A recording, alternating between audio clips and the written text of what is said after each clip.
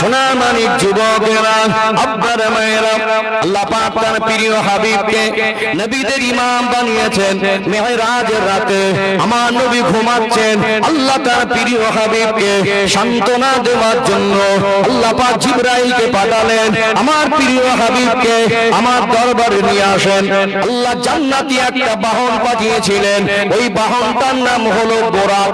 আল্লাহ নবীকে ঘুম থেকে ওঠালেন, বোরাকের পিঠে সওয়ার হলেন, সপ্তম আসমান ভেদ করে লা মাকান আরশে আজিম আল্লাহ পাকের দিদারে যাওয়ার আগে আল্লাহ নবী ফরমাতে লাগলেন, জিবরাইল আমিন আলাইহিস সালাম আমাকে সঙ্গে করে নিয়ে মসজিদে আকসায় নিয়ে গেলেন।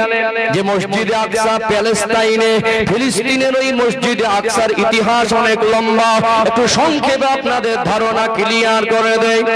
ও ভাইজানেরা, সোনার মানিক যুবকেরা, আব্বার মায়েরা, দয়ার নবী মায়ার নবী মসজিদে আকসায় গিয়ে দেখলেন সমস্ত নবী রাসূল পয়গম্বর আলাইহিমুস সালামদের সঙ্গে দেখা হয়ে গেল। এমন সময় আল্লাহর হুকুম হলো, আজকে সমস্ত নবী রাসূলরা এক জায়গায় হয়েছে, শুকরিয়া স্বরূপ 2 রাকাত নামাজ পড়ার আদেশ দিলেন আমার আল্লাহ। নামাজ হবে জামাত সহকারে, একজন হবে ইমাম। নবীদের ভিতরে বলা বলি শুরু হয়ে যায়, কে হবে ইমাম, কে ইমামতি করবেন।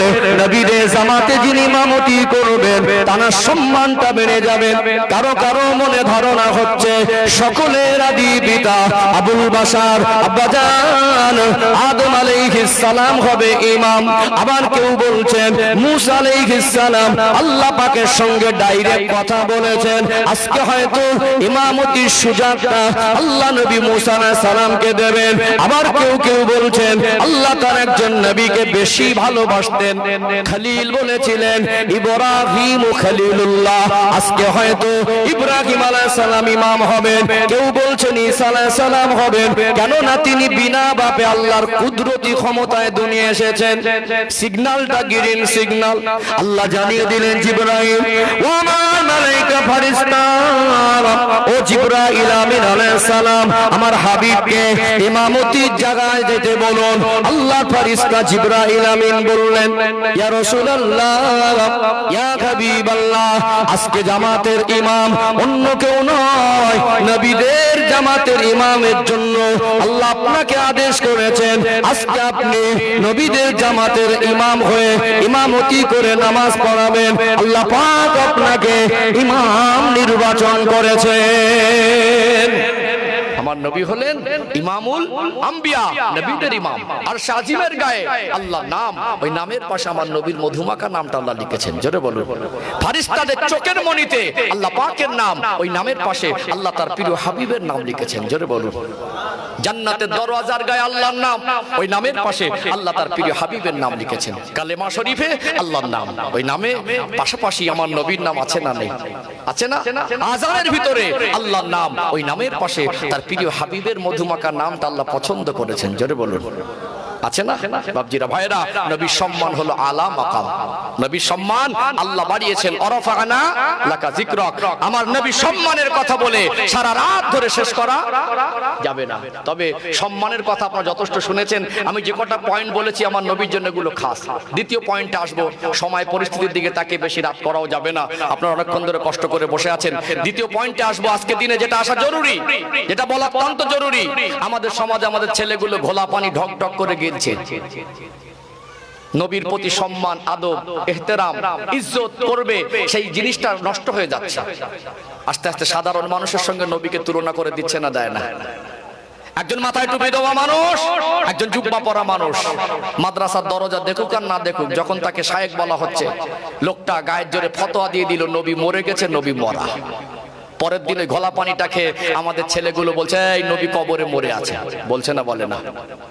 সাধারণ মানুষ শরিয়াতের জ্ঞান নেই, একটা ফেসবুকে বায়ান শুনে নিল, ইউটিউবে বায়ান শুনে নিল, নবী দিবস বেদাত। সকালবেলা উঠে ও ফতোয়া দিচ্ছে নবী দিবস বেদাত। একজন বায়ান দিচ্ছে হাসরের ময়দানে আল্লাহর নবী হিসাব দেওয়ার জন্য পেরেশান হয়ে থাকবে। ও সকালবেলা ওর চিন্তা করছে নবী তো পেরেশান হয়ে থাকবে, তাহলে আমাদের সুপারিশটা করবে কি? দেখছেন তো নাকি দুনিয়ার অবস্থা কি ভালো দেখছেন নাকি? তাহলে সাধারণ মানুষ আর নবীদের মধ্যে পার্থক্য কতটা? আমার নবী কি আসলেই তিনি কবরে বিনীত আছেন? আমার নবী কি আসলেই তিনি সাধারণ মানুষের মতো? আমাদের নবী কি তিনি হাসরের ময়দানে সত্যিই কি তিনি পেরেশান হয়ে থাকবেন নিজের হিসাব দেওয়ার মতো, হিসাব দেওয়ার জন্য? বলেন নাউজুবিল্লাহ, বলেন আস্তাগফিরুল্লাহ। আল্লাহ ওদের হেদায়েত দেন, মাফ করেন, বলেন আল্লাহুম্মা আমিন। নবীর মাকাম আল্লাহ বাড়িয়েছেন, সাধারণ মানুষের সঙ্গে নবীদের কতটা পার্থক্য একটু বুঝিয়ে দেওয়া দরকার আছে না? আছে না? অতএব আজকে যদি এই কথাগুলো, এই মেসেজগুলো এখান থেকে না দেই, আমাদের সোনার মানিক যুবকগুলো মোবাইলে, ফেসবুক, ইউটিউবে ভিডিও দেখে মাথা ঠিক রাখতে পারছে না। কথা ঠিক না বেঠিক? সঠিক আলোচনা, গঠনমূলক আলোচনা, তত্ত্বভিত্তিক আলোচনা যদি তার মনের মধ্যে থাকে, নবীর ভালোবাসা যদি অন্তরে থাকে, নবীর প্রতি ভক্তি ভালোবাসা থাকলে তবেই তো নবীকে ভালোবাসা হবে, নাকি? সাধারণ মানুষের সঙ্গে মিলিয়ে দেওয়া যাবে না। আমি 2 নাম্বার পয়েন্টে আলোচনা করছি, সাধারণ মানুষ আর নবীরা এক নয়। সাধারণ মানুষ আর নবীদের জীবনের মধ্যে কতটুকু পার্থক্য একটু সংক্ষেপে বোঝানো দরকার আছে না? আছে না? একটু তাকবীর দেন তো, নারী তাকবীর, মাশাআল্লাহ। আরেকটু প্রাণ ভরে নারী তাকবীর। সিলসিলায়ে হক মুজাদ্দিদুজ জামান আহলে সুন্নাত ওয়াল জামাত বিশ্ব নবী দিবস, নারী তাকবীর। আলোচনা বুঝতে পারছেন তো? এই কয়েকটা মানুষের মনে প্রশ্ন ঘুরছে, এগুলো একটু ক্লিয়ার করে দেই। ও ভাইজানেরা, সোনামানি যুবকেরা, আব্বারা মায়েরা, সাধারণ মানুষ আর নবীদের এক করে দেখা যাবে না। নবীরা জিন নয়, ফারিস্তা নয়, নবীরা হলেন মানুষ। প্রত্যেকটা নবী মানুষ। আমার আপনার দয়ার নবী, মায়ের নবী, তিনিও মানুষ, তবে আমার আপনার মতো সাধারণ মানুষ নয়। আমরা হলাম সাধারণ মানুষ। সাধারণ মানুষের জীবন যাপনটা সাধারণ, সাধারণ মানুষের জীবনটা সাধারণ। নবীদের জীবনে কিছু ব্যতিক্রম আছে। আল্লাহ দয়াময় নবীদের জীবনটা তো ব্যতিক্রম করেছেন। নবীদের জীবনটা হলো অসাধারণ। আমরা হলাম মানব। আমার আপনার দয়ার নবী, মায়ার নবী, তিনি হলেন মহামানব। জোরে বলুন সুবহানাল্লাহ। কোনদিন সাধারণ মানুষ আর নবীর মর্যাদা এক করে দেওয়া যাবে না। কোন ক্ষেত্রে সাধারণ মানুষ আর নবীকে এক লাইনে দাঁড় করানো যাবে না। কতটা পার্থক্য আমি পয়েন্ট পয়েন্ট তুলে ধরি। আল্লাহ দয়াময় তার প্রিয় হাবিবকে দুনিয়ায় পাঠালেন। আম্মা জান আমেনা ফরমাতে লাগলেন, আমি অবাক হয়ে গেলাম, আমি আশ্চর্য হয়ে গেলাম। আমার দয়ার নবী, মায়ার নবী, রহমতের নবী দুনিয়ায় তাশরীফ আনার মুহূর্তে আমি দেখতে পেলাম আমার সামান্য বেলা খনন হয়নি।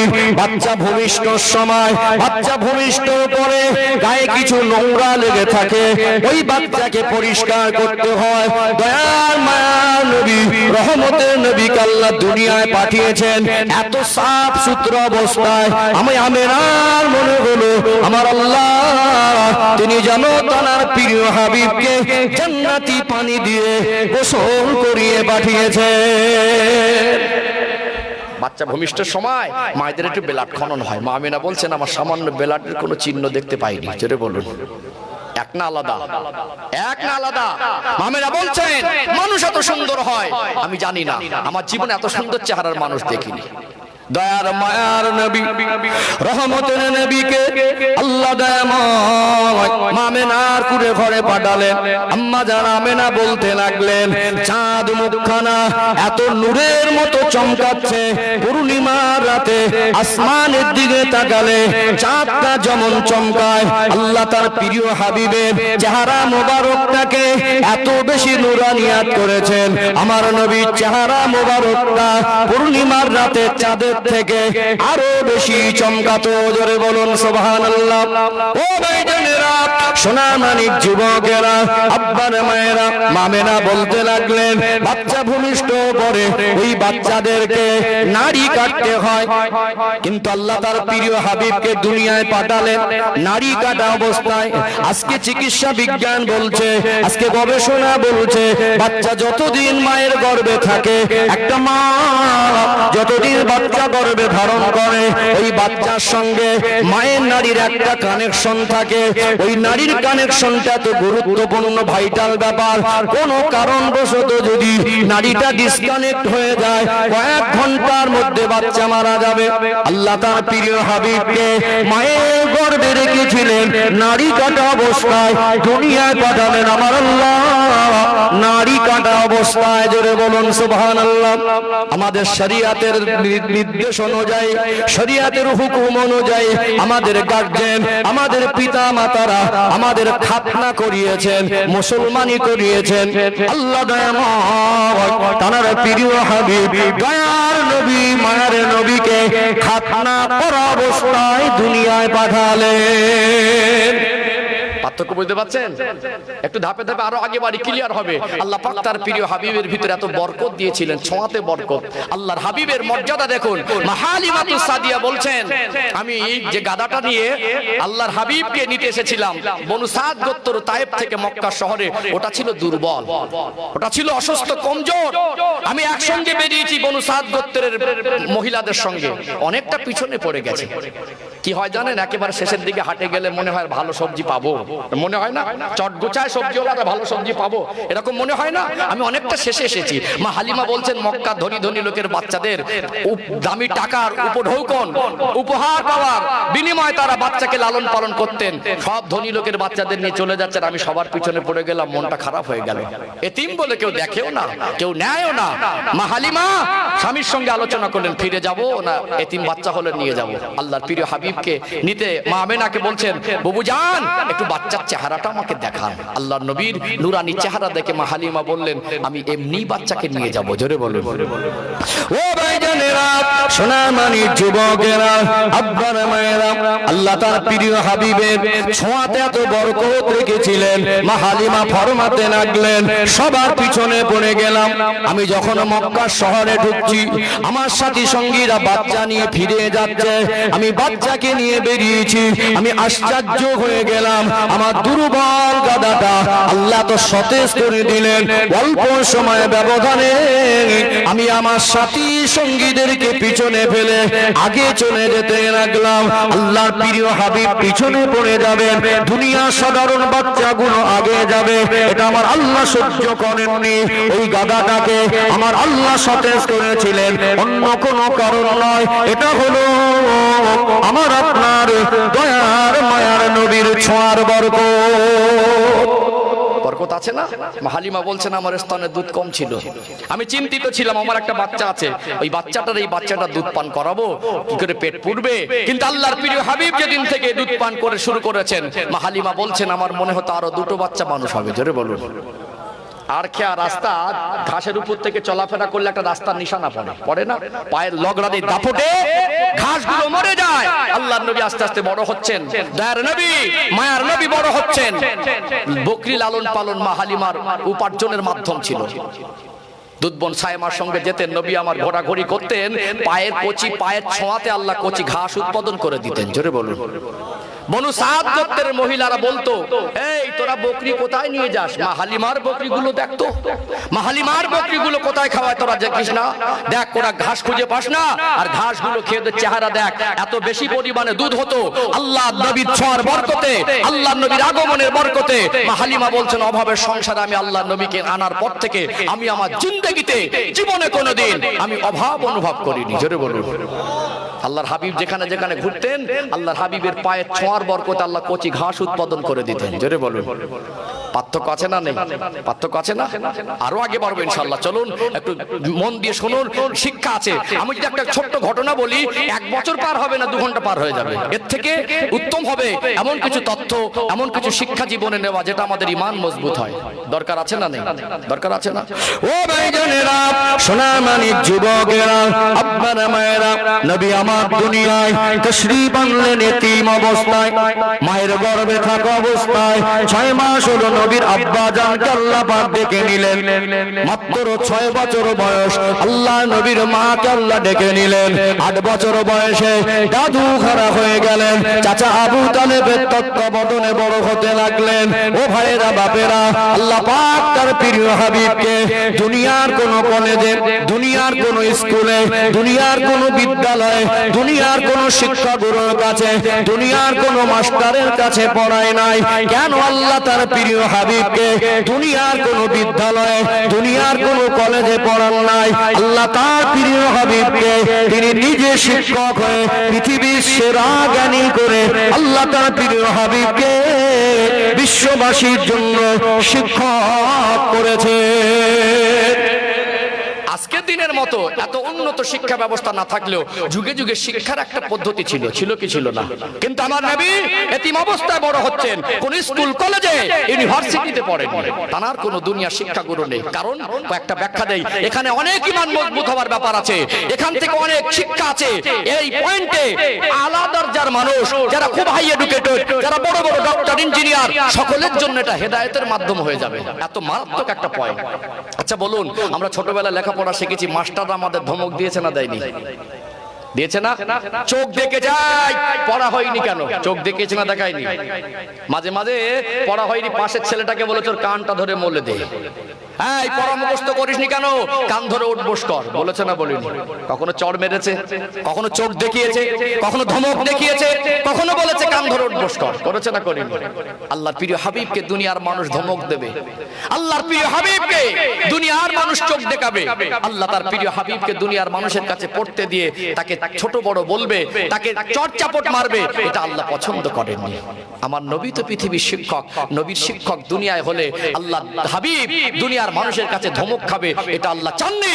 এই জন্য তার প্রিয় হাবিবকে দুনিয়ার কোন মাস্টারের কাছে, কোন বিদ্যালয়, দুনিয়ার কোন ইউনিভার্সিটিতে, দুনিয়ার কোন শিক্ষাবিদের কাছে পাঠায়নি। আমার নবীর শিক্ষক দুনিয়ার মানুষ নয়, স্বয়ং আমার আল্লাহ।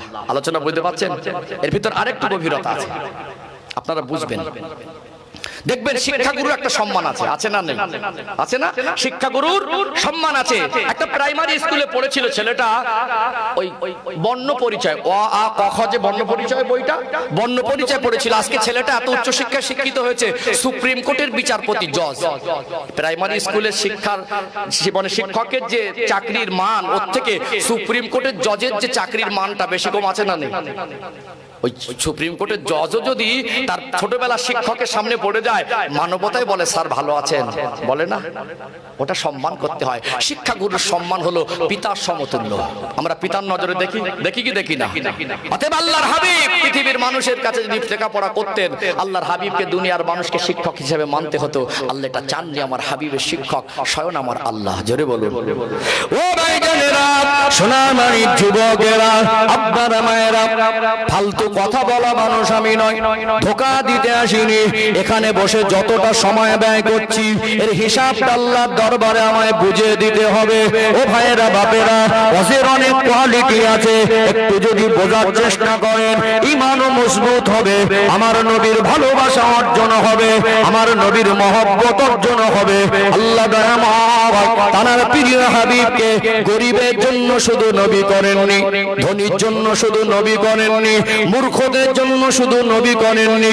পৃথিবীর মানুষ সেই সময় যারা বেঁচে ছিলেন, শুধু তাদের জন্য নবী নয়, কিয়ামত পর্যন্ত দুনিয়ার মানুষ যত উন্নত পর্যায়ে পৌঁছে যাক, দুনিয়ার মানুষ যত বেশি শিক্ষা লাভ করুক, দুনিয়ার মানুষ যত গবেষণা করুক, আজকে চন্দ্রযান যদি চাঁদে পাঠায়, চন্দ্রযানকে যদি চাঁদে পাঠায় ইসরো, এই যে আজকে দিনে চাঁদে যদি কোনো চন্দ্রযান পাঠিয়ে দিতে পারে, একটা দিন যদি সূর্য পাঠিয়ে দেয়, যত উন্নত হয়ে যাক, আল্লাহর হাবিবের থেকে বেশি জ্ঞান হবে না।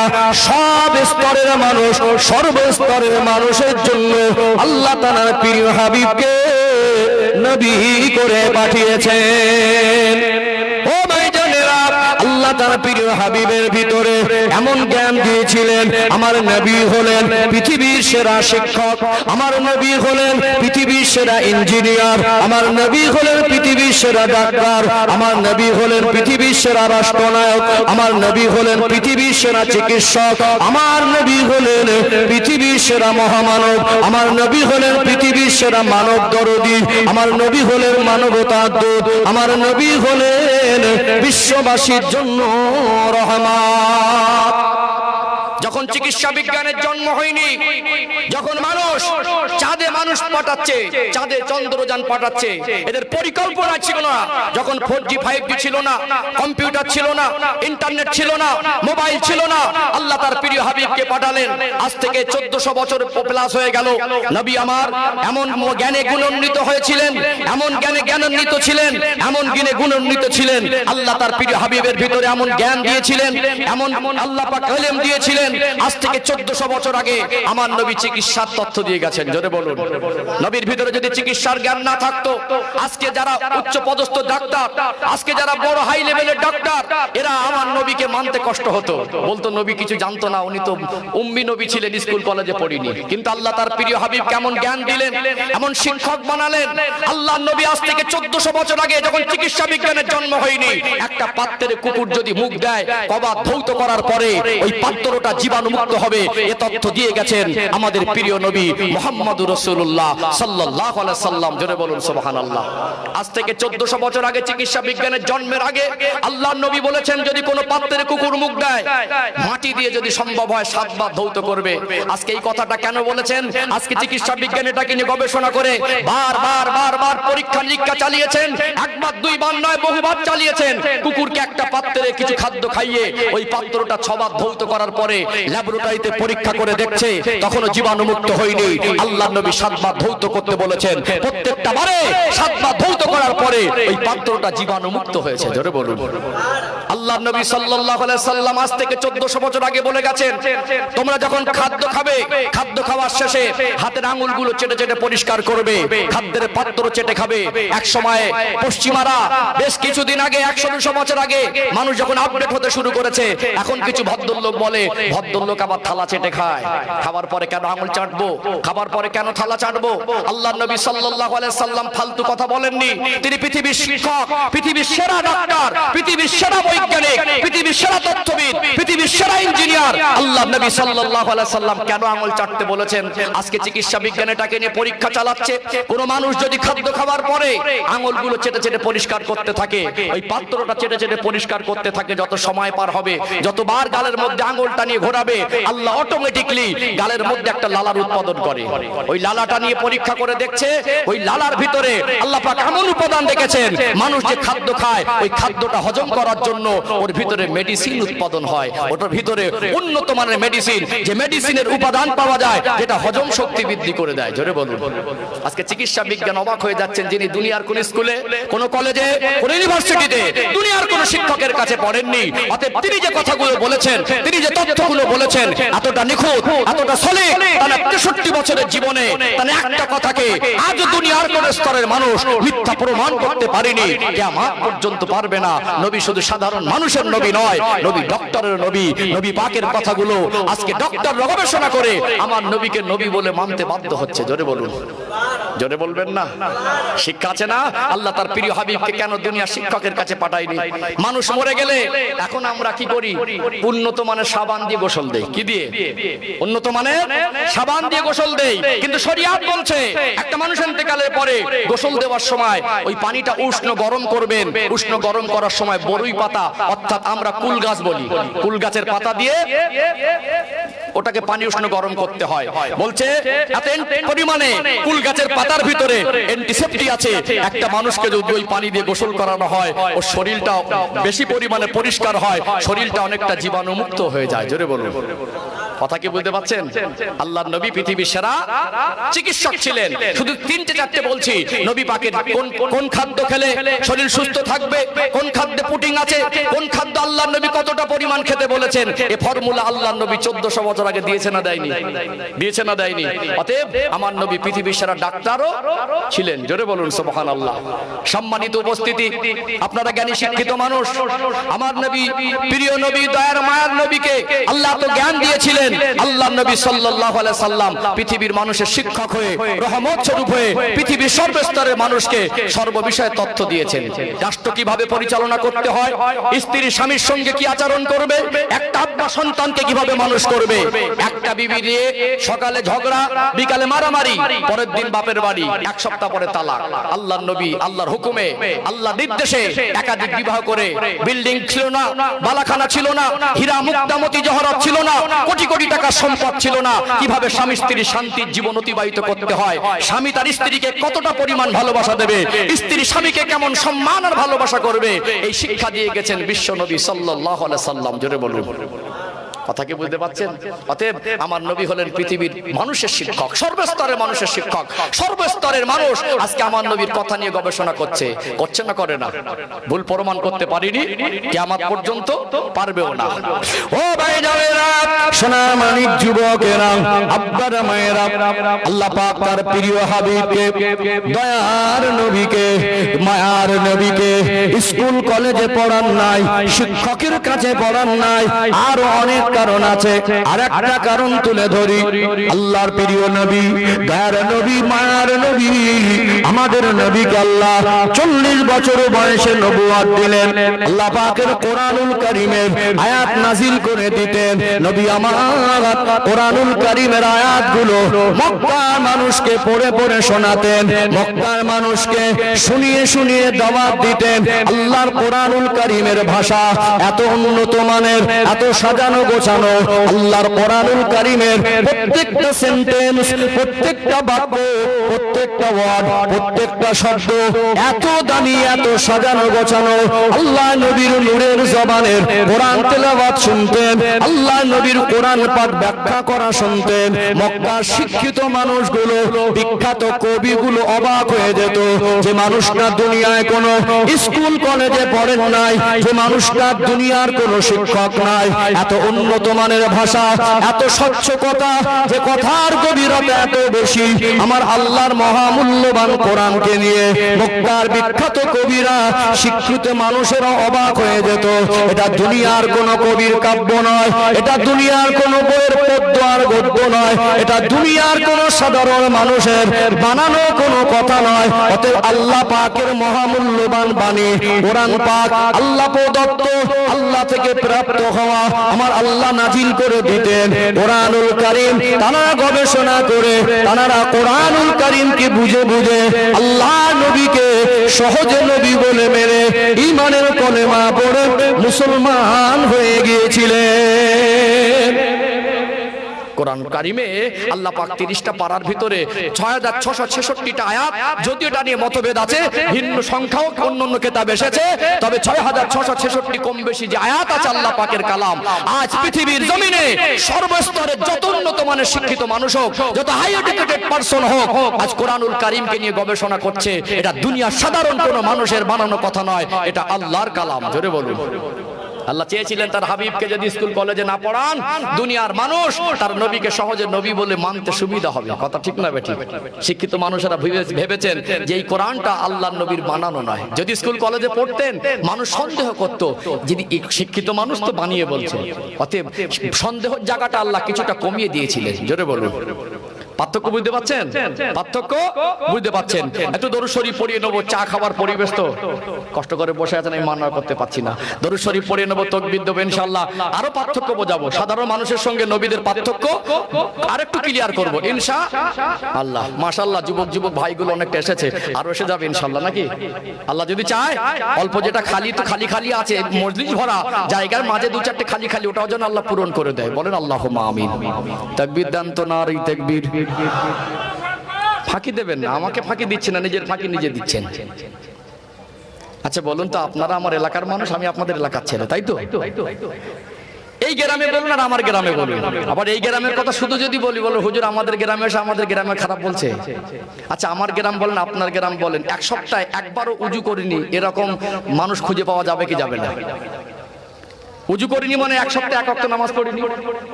আর এক ওয়াক্ত নামাজ পড়িনি বলে ওই সপ্তাহের মধ্যে একবারও দরুদ শরীফ পড়েছি কিনা সন্দেহ আছে। যে অজুই করিনি, যে একবার নামাজও পড়িনি, ও জবান থেকে একবার আল্লাহ শব্দ বের হয়েছে কিনা সন্দেহ আছে। অতএব এমনও মানুষ আছে এক সপ্তাহে একবারও আল্লাহ বলে না, একবারও দরুদ শরীফ পড়ে না, এক ওয়াক্ত নামাজও পড়ে না।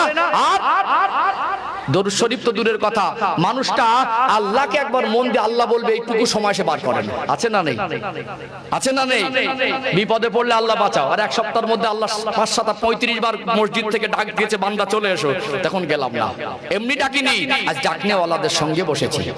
এমনি আল্লাহ বলেনি, আজ আল্লাহ বলনেওয়ালাদের সঙ্গে বসেছি। অন্তত এই পরিবেশে আল্লাহ বলা দরকার আছে না নেই? তা ফাঁকি কাকে দিলেন, আমাকে নাকি? খুব চেঁচিয়ে যদি না বলেন, সবাই মিলে যদি ভক্তির সঙ্গে আল্লাহু আকবার একসঙ্গে মিডিয়াম আওয়াজে বলি, একটা সৌন্দর্য আওয়াজ হবে না? আল্লাহ খুশি হবে, আল্লাহকে ডাকা হবে, আল্লাহ ডাকে সাড়া দেয়। উদউনি আস্তাজিব লাকুম, আল্লাহ বলছেন বান্দা তোমরা আমাকে যদি গোনার পাহাড় মাথায় নিয়ে আল্লাহ বলে ডাকো, ওই ডাক আমি আল্লাহ ফিরোই নি, আমি আল্লাহ ডাকে সাড়া দেই। জোরে বলুন। অতএব আল্লাহকে ডাকার দরকার আছে না? সবাই কেউ ফাঁকি দেবো না, ভক্তির সঙ্গে মিডিয়াম আওয়াজে হোক, দেখবেন আওয়াজের একটা মাধুর্য তৈরি হবে। নারে তাকবীর। আগের আওয়াজের এটা পার্থক্য আছে না, হয়েছে না পার্থক্য? আরেকটু প্রাণ ভরে নারে তাকবীর, আরেকটু কলিজা ভরে নারে তাকবীর। এটা কি দক্ষিণ বারগা তো বৈদ্যপাড়া? এটা বৈদ্যপাড়া, দক্ষিণ পারগা বৈদ্যপাড়া গ্রামবাসী বিন্দু, দক্ষিণ পারগা বৈদ্যপাড়া গ্রামবাসী বিন্দু, এই মাহফিলের কমিটির সাহেবানগণ, বিশ্ব নবী দিবস। নারে তাকবীর। চলুন, আলোচনা বুঝতে পারছেন তো নাকি? হ্যাঁ, ইনশাআল্লাহ আরেকটু গভীরতা যাব, এর ভিতরে আরো শিক্ষা আছে। একটু মহব্বতে দরুদ শরীফ আল্লাহুম্মা সাল্লি আলা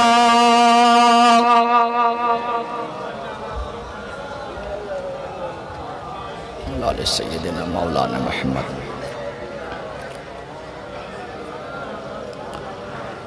حب احمد جلہی سینے میں ہے میں ہوں میرا دل مدینے میں ہے پھول تو پھول کاٹوں کیا حسن ہے لطف جنات سے بڑھ کر مدینے میں ہے اللہم صلی علی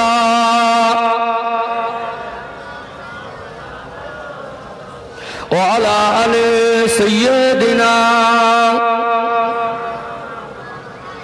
ان ہواؤں سے کہہ دو نہ آئے ادھر مجھ کو خوشبو کی کوئی ضرورت نہیں جن کی خوشبو سے مہکا سارا جہاں خوشبو نبی کے پسینے میں ہے اللہم صلی علی وعلی آل سیدنا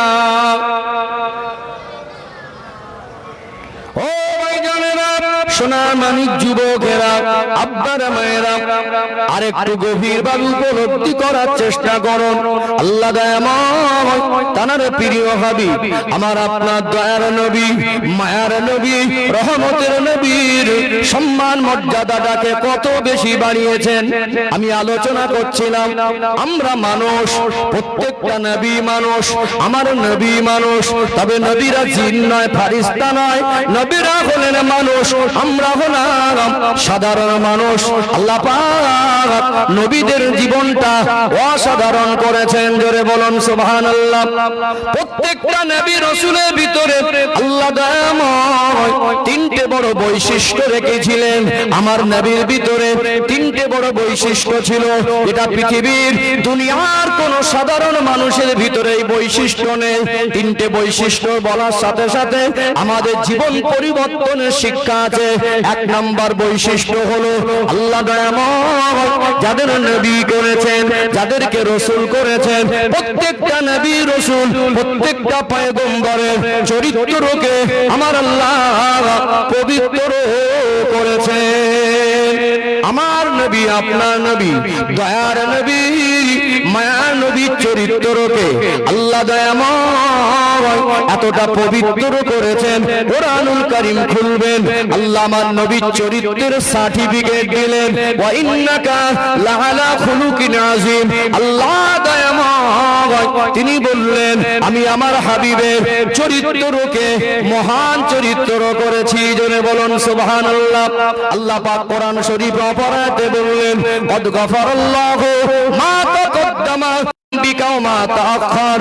আমার হাবিব, আমি আল্লাহ আপনার জীবনটাকে গুনাহ থেকে পাক করেছি, জোরে বলুন সুবহানাল্লাহ। 21 নম্বর পারা সূরা আল আহজাব খুলে দেখবেন, আমার আল্লাহ আমার প্রিয় হাবিবের শানে বললেন, লাকাদ কান